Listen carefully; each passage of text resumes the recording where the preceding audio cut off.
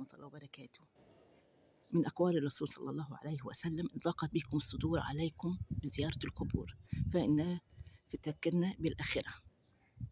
ودايما ندعي لأمواتنا وأموات المسلمين جميعا: يا رب وسع مدخلهم واغسلهم بالماء والتلج ونقيهم من الخطايا كما نقيت الثوب الأبيض من الدنس، واغفر لهم وارحمهم. وندعي كمان لوالدنا ووالدتنا اللي راحوا في مكان أحسن.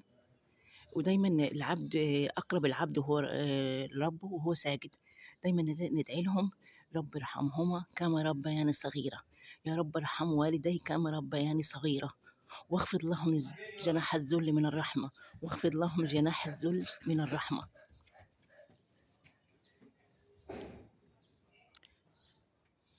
أحلى زيارة المقابر يوم الجمعة والخميس، الخميس ويوم الجمعة.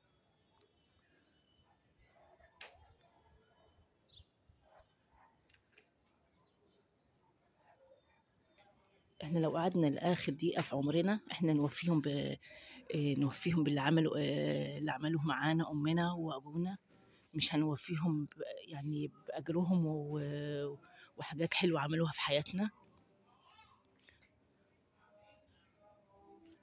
النبي صلى الله عليه وسلم شاف واحد حامل والدته فوق كتافه وبيطوف بيها حوالين الكعبة، حوالين الكعبة. فبيسأل النبي صلى الله عليه وسلم بيقول له: هل أرى أنا وفيت باللي عملته معايا والدتي يعني؟ قال له: لا.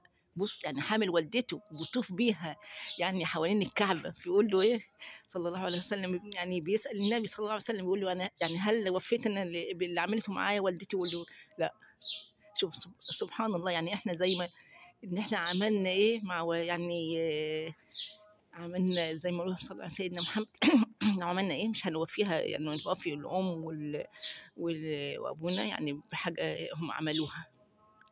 مهما نعمل يعني دايما نعمل كويس ونعمل الطيب، واللي والدته ووالده عايشين على قيد الحياة طيب يا ريت يعمل برضو معاملة حسنة، نعملهم معاملة حسنة. مش مشكلة إن نجيب لهم هدية، ممكن نجيب لهم هدية وتاني يوم أو تالت يوم أو بعد أسبوع هزعلهم مني. يبقى لازمتي الهدية إيه؟ هي إن أنا إياها أعملهم معاملة حسنة، معاملة كويسة، الابتسامة الحلوة إن نطوعهم في كل حاجة، بس إلا الشرك بالله. إلا الشرك بالله. يا ريت الفيديو ينول رضاكم، وعجبكم حطوا لايك للفيديو واعملوا مشاركة عشان الفيديو ينتشر والكل يستفيد.